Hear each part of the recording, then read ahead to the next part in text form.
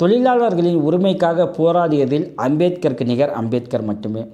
சும்மா சொல்லுவாங்க, யார் ஆட்சி செஞ்சால் என்னங்க, நாம் உழைச்சாதான் நமக்கு சோறு அப்படின்ட்டு. இது எவ்வளோ பெரிய முட்டாள்தனமான வாதம் தெரியுமா? 1942க்கு முன்னாடி ஒரு மனுஷன் ஒரு நாளைக்கு 12 மணி நேரத்துக்கு மேலே உழைக்கணும். ஒரு லீடர், நீ மாடு மாதிரி 20 மணி நேரம் உழைக்கணும் அப்படின்னு பேசினார். ஒரு லீடர் 8 மணி நேரம் உழைச்சால் போதும், அதுலேயும் உனக்கு தேவையான உரிமைகள் கொடுக்கப்படும் அப்படின்னு பேசினார்.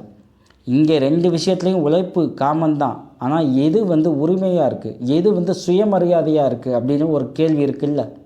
ஆமாம், 8 மணி நேர உழைப்பு அப்படிங்கிறது கம்யூனிஸ்ட் இயக்கங்கள் கொண்டு வந்தது. அதை இந்தியாவில் சாத்தியமாக்கினவர் அம்பேத்கர், அதை சட்டமாக்கினவர் அம்பேத்கர்.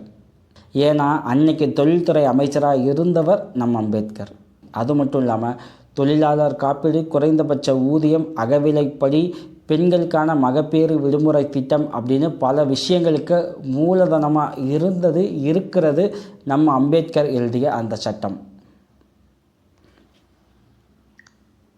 ஃப்ரீடம் இந்தியாவில் முதல் சட்ட அமைச்சராக இருந்த அம்பேத்கர் கொண்டு வந்த மிக முக்கியமான மசோதா ஹிந்து கோட் பில்.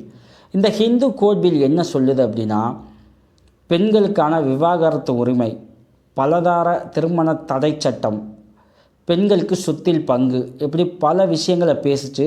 ஆனால் இந்த மசோதா அன்னைக்கு நாடாளுமன்றத்தில் எரிக்கப்பட்டுச்சு. அதை யாரும் ஏற்றுக்கலை. உடனே கோவப்பட்ட அம்பேத்கர் தன்னோட சட்டத்துறை அமைச்சர் பதவியை தூக்கி எறிஞ்சார். பெண்களுக்கு உரிமை கொடுக்காத இந்த அரசில் நான் இருக்க மாட்டேன் அப்படின்னு தன்னோட பதவியை ராஜினாமா செஞ்சவர் அம்பேத்கர்.